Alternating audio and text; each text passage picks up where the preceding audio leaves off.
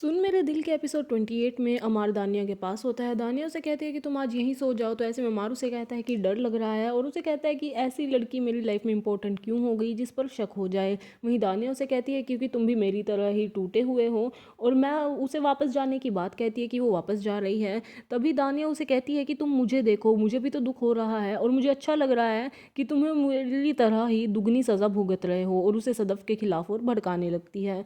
वहीं बिलाल पियानो बजा रहा होता है अपने घर में और उसे सदफ की याद आ रही होती है। वहीं बाद में पता चलता है कि अमार दानिया के घर ही सो रहा होता है और दानिया उसके पास आती है तो अमार उसे सॉरी बोलता है और उसे वापस जाने से रोकता है। तो ऐसे में दानिया उसे कहती है कि तुम सदफ को डिवोर्स दे दो। वहीं बिलाल ऑफिस में होता है तो सदफ लाहौर जाने से मना करती है। और जब उससे पूछा जाता है तो वो कहती है कि मेरा शौहर यहाँ है। और जब बिलाल अमार को भी वहाँ जाने की बात करता है तो सदफ मना कर देती है और कहती है कि मुझे और मेहरबानी नहीं चाहिए।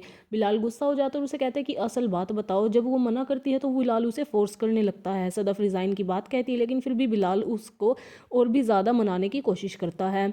वहीं अमार ऑफिस में होता है और दानिया का उसे कॉल आता है और वो उसे बाद में घर आने के लिए कहती है। वहीं बिलाल सदफ को कहता है कि तुम मुझे दोस्त समझकर अपनी सारी बातें बताओ। और सदफ उसे बता देती है कि अमार को उस पर और बिलाल पर शक है। और बिलाल उसे कहता है कि मैंने माफ़ी मांगी तो थी और प्यार किया था, कोई गलती नहीं की थी, मुझे उस प्यार से ताकत मिली है और मैं अमार से बात करता हूँ। लेकिन सदफ उसे मना करती है और कहती है कि मेरी पर्सनल लाइफ में इंटरफेयर मत करो। वहीं बिलाल उसे गुस्सा होकर कहता है कि तुम अपनी शादी से लव मैरिज का लेबल हटा दो क्योंकि ये प्यार नहीं है। और उसे सदफ को अमार को मनाने के लिए कहता है। वहीं सदफ अपना रेजिग्नेशन लेटर टाइप करके और अमार के पास जाती है उसे लेकर और उसे कहती है कि अब से मैं नौकरी नहीं करूँगी, मैं घर संभालूंगी और तुम्हारा इंतज़ार करूँगी अच्छी बीवी की तरह। और उसे कहती है कि तुम ऑफिस के बाद घर आ जाना और अगर नहीं आए तो एक बात याद रखना कि मोहब्बत कभी पीछे मुड़कर नहीं देखती है। वहीं बिलाल और हमशा सदफ का रेजिग्नेशन लेटर डिस्कस कर रहे होते हैं। उसे देखकर बिलाल काफ़ी ज़्यादा डिसअपॉइंटेड और हर्ट होता है और उसे लगता है कि जिस मोहब्बत को उसने मुकम्मल करने के लिए इतना सब कुछ कर दिया, आज वो मोहब्बत बची ही नहीं।